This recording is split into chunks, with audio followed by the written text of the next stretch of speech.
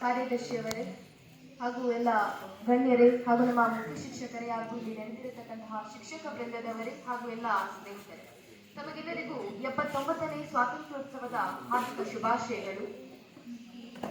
ನಮ್ಮ ಈ ಒಂದು ಸ್ವಾತಂತ್ರ್ಯವು ಕಠಿಣ ಹೋರಾಟಗಾರರ ನಿಸ್ವಾರ್ಥ ಪರಿಶ್ರಮ ಮತ್ತು ಬಲಿದಾನದಿಂದಾಗಿ ಪಡೆದುಕೊಂಡಿದ್ದೇವೆ.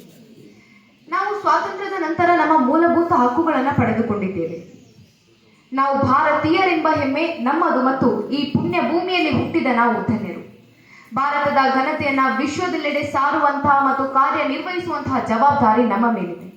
ಮಂಗಲ್ ಪಾಂಡೆಯಿಂದ ಆರಂಭಗೊಂಡಂತಹ ಈ ಒಂದು ಸ್ವಾತಂತ್ರ್ಯ ಹೋರಾಟವು ಸುಮಾರು 2 ಶತಕಗಳ ಕಾಲ ಹೋರಾಟವನ್ನ ನಡೆಯಿತು. ಆ ಹೋರಾಟಗಾರರ ನಿಸ್ವಾರ್ಥ ಜೀವನ ಮತ್ತು ಬಲಿದಾನವನ್ನ ನಾವು ನೆನಪು ಮಾಡಿಕೊಳ್ಳಲು ಈ ಸ್ವಾತಂತ್ರ್ಯೋತ್ಸವವನ್ನು ಆಚರಣೆ ಮಾಡುತ್ತೇವೆ. ಅವರೆಲ್ಲರನ್ನ ನೆನಪಿಸಿಕೊಳ್ಳುತ್ತಾ, ನಮ್ಮ ದೇಶ ಸುಮ್ಮನೆ ಸ್ವಾತಂತ್ರ್ಯ ಪಡೆದುಕೊಂಡಂತಹ ದೇಶ ಅಲ್ಲ. 6.5 ಲಕ್ಷ ಜನ ಈ ದೇಶದ ಸ್ವಾತಂತ್ರ್ಯಕ್ಕಾಗಿ ತಮ್ಮ ರಕ್ತವನ್ನ ಹರಿಸಿಬಿಟ್ಟಿದ್ದಾರೆ, ತಮ್ಮ ಯೌವನವನ್ನ ಧಾರೆ ಎರೆದು ಬಿಟ್ಟಿದ್ದಾರೆ. ಕದಿರಾಮ್ ಬೋಸ್ನಿಂದ ಹಿಡಿದು ಚಂದ್ರಶೇಖರ್ ಆಜಾದ್ನವರೆಗಿನ ತರುಣರು ಈ ದೇಶಕ್ಕೋಸ್ಕರ ಪ್ರಾಣ ಕೊಟ್ಟ ಮೇಲೇನೆ ನಾವೆಲ್ಲರೂ ಇಷ್ಟು ಆರಾಮಾಗಿ ತಿರುಗಾಡ್ತಾ ಇರುವುದು. ಹಾಗಿದ್ದ ಮೇಲೆ ನಮ್ಮ ಯೌವನವನ್ನ ಯಾವುದಕ್ಕೂ ಪೋಲು ಮಾಡುತ್ತಿರುವುದು ಸರಿ ಏನು? ಯೌವನ ಇರುವುದು ದೇಶಕ್ಕೋಸ್ಕರ ಅನ್ನಲಿಕ್ಕೆ ನಾವು ಹೆಮ್ಮೆ ಪಡಬೇಕು. ಭಗತ್ ಸಿಂಗ್, ರಾಜಗುರು, ಸುಖದೇವರಿಗೆಲ್ಲ ಈ ದೇಶಕ್ಕೋಸ್ಕರ ಪ್ರಾಣ ಕೊಡಬೇಕಾಗಿ ಬಂತು.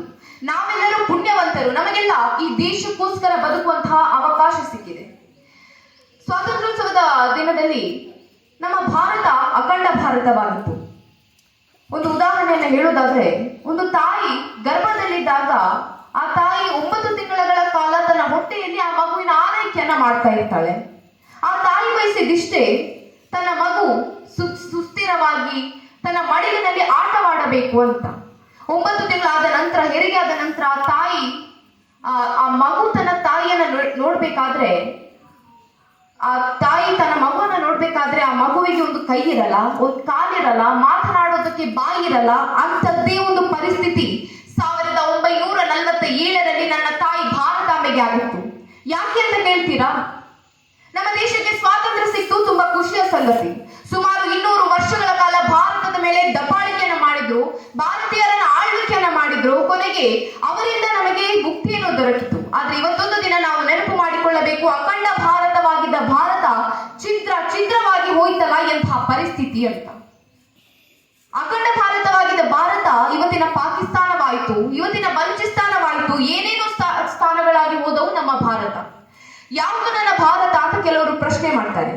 ಉತ್ತರದಲ್ಲಿ ಉತ್ತುಂಗನ ಅಂತ, ದಕ್ಷಿಣದಲ್ಲಿ ಅಗಾಧ ಶರದಿ, ಮೇಲೆ ಕಿರೀಟಪ್ರಾಯ ವಿನೋಷ, ಕೆಳಗೆ ನೀಲ ಸಿಂಧು ಜಲಸ್ಪರ್ಶ. ಕೆಳಗೆ ಸಮುದ್ರದಲ್ಲಿ ಕಾಲನ್ನ ತೊಳೆದುಕೊಂಡು ಮೇಲೆ ಕಿರೀಟಪ್ರಾಯ ಹಿಮವರ್ಷವನ್ನು ಧರಿಸಿಕೊಂಡು ಲಕ್ಷಾನುಗಟ್ಟಲೆ ಋಷಿಮುನಿಗಳಿಂದ ಆವೃತಗೊಂಡಿರುವಂತಹ ನಿನಗೆ ಅನಂತ ಕೋಟಿ ನಮಸ್ಕಾರಗಳು.